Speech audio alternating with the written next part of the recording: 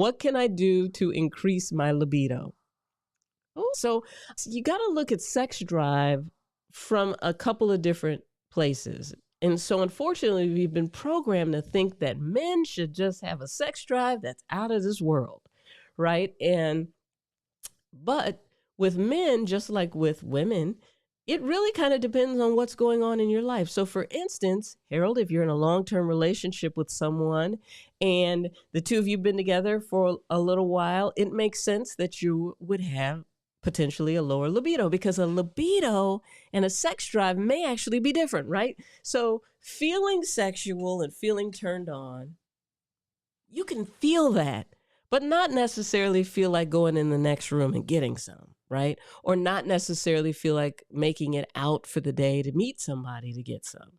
So intention and your thoughts and your feelings around the action may vary. So some of you, and of course this happens, you might get stimulated, might find yourself with a little bit of wood, and you might say, you know what, I would rather just take care of it myself. Less drama, less money. I'll have to go out, so on and so forth. So what you want to do too is start to analyze which part of your libido or your sex drive do you feel is lacking?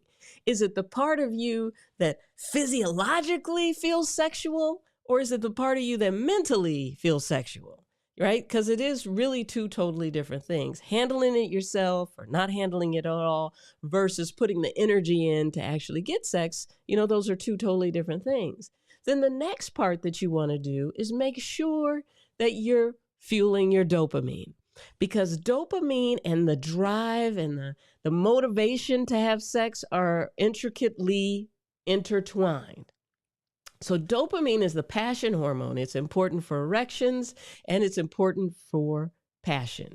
And if you're not having any passion toward your life, your career, your partner, your ideas, yourself, then it's really hard to muster up the energy to want to have sex with anybody. So I would recommend that you move more, get out, start exercising more than you normally do. If you are an exerciser and you're doing the treadmill and you're at the gym and you're doing all those, I want you to change your exercise routine, because remember, variety is the spice of life. There's a lot of places in our life that we can't do variety, but there are a lot of places in our life where we can. And so what studies show is that if you can introduce novelty and excitement into your life in various ways, even just, going to a different grocery store, even just trying a new movie theater, even just, talking to people more when you're out, all of that type of stuff, that newness, that anticipation fuels the dopamine. And what can potentially happen now is, now that your dopamine levels are increased and you're, vibing off of life a little more, moving more, then you start to see an increase in your sex drive.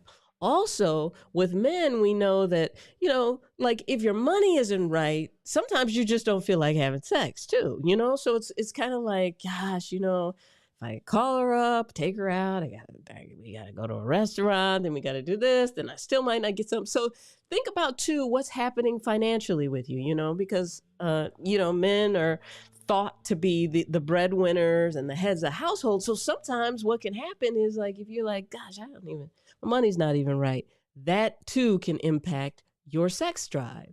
And stress in general impacts your stress life. So minimize your stress.